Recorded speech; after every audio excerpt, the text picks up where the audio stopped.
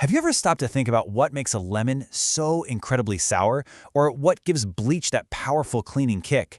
Well, the answer is hiding in this invisible but super powerful world of what's called ionic equilibrium. And today, we're going to break it all down. So let me ask you this. What's the connection between the juice in your glass, the soap in your shower, and even the battery that's probably powering the device you're watching this on? The secret sauce is these tiny charged particles called ions, and the really fascinating way they behave when they're in a solution. All right, to really get a grip on this world, we have to start with the main characters of our story, electrolytes. Seriously, these things are the foundation for everything else we're going to talk about. So, what in the world is an electrolyte? It's actually pretty simple.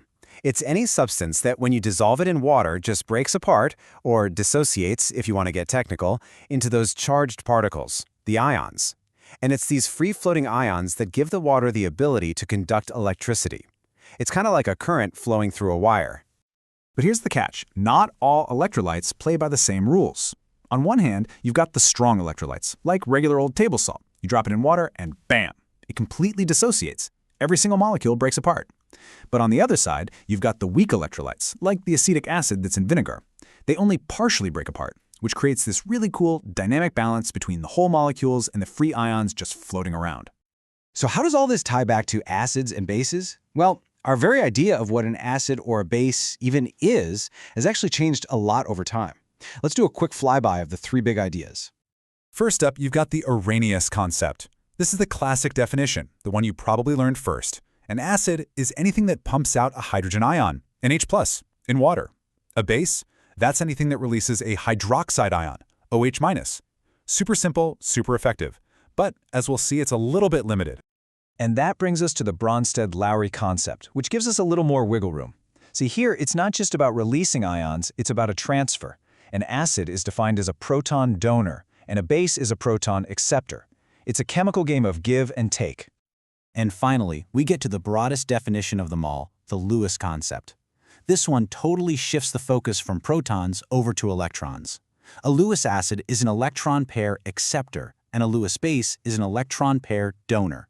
Now, this is so powerful because it lets us classify things as acids even when they don't have any protons to give away, like boron fluoride. Okay, let's go back to those weak electrolytes for a second. That process of them breaking apart and then coming back together, it's this constant push and pull. And this is exactly where we find that dynamic balance we were talking about, that equilibrium. Now, a whole bunch of things can mess with this equilibrium. The substance itself, the temperature, even how diluted it is. But there's one factor that has a really interesting effect, and it's called the common ion effect.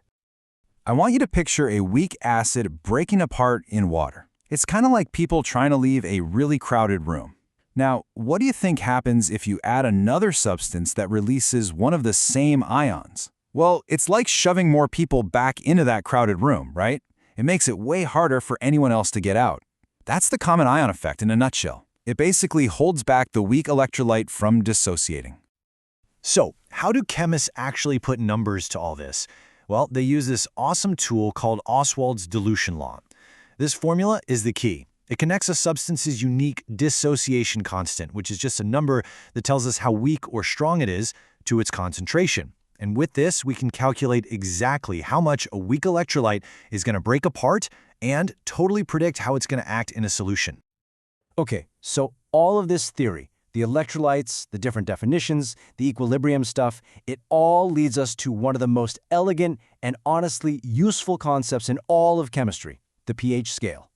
So the term pH actually stands for the potential of hydrogen, and it's a logarithmic scale, which is just a fancy way of saying it makes dealing with really huge or really tiny numbers way, way easier.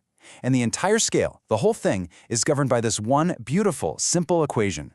pH equals the negative log of the hydrogen ion concentration.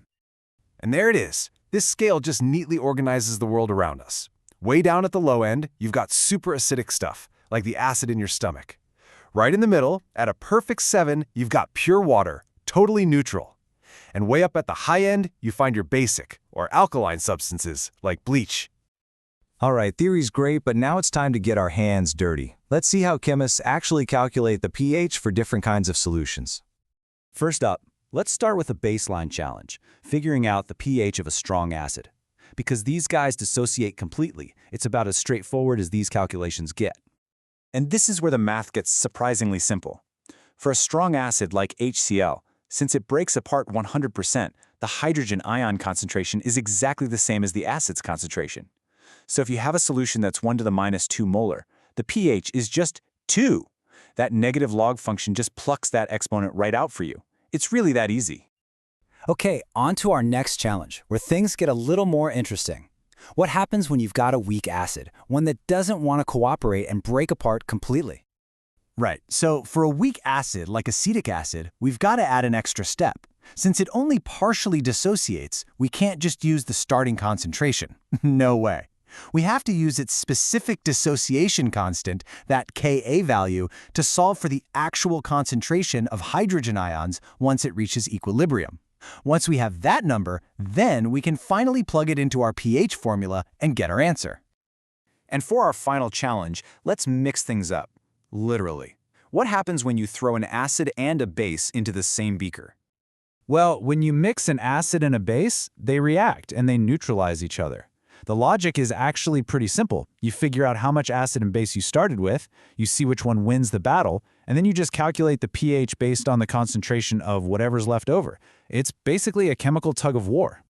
And so we kind of come full circle. From the food we eat, to the products we clean our houses with, to the actual blood running through our veins, this delicate balance of ions, all measured by that elegant pH scale, is really the hidden chemical code that governs so much of our world. So I'll leave you with this thought to chew on. We've seen just how precise and how important this balance really is. But now think about it on a global scale. The pH of our oceans is slowly but surely dropping because of all the CO2 being dissolved in it. So knowing what you know now about ionic equilibrium, how do you think this fundamental chemical shift might affect the very delicate balance of life on our planet?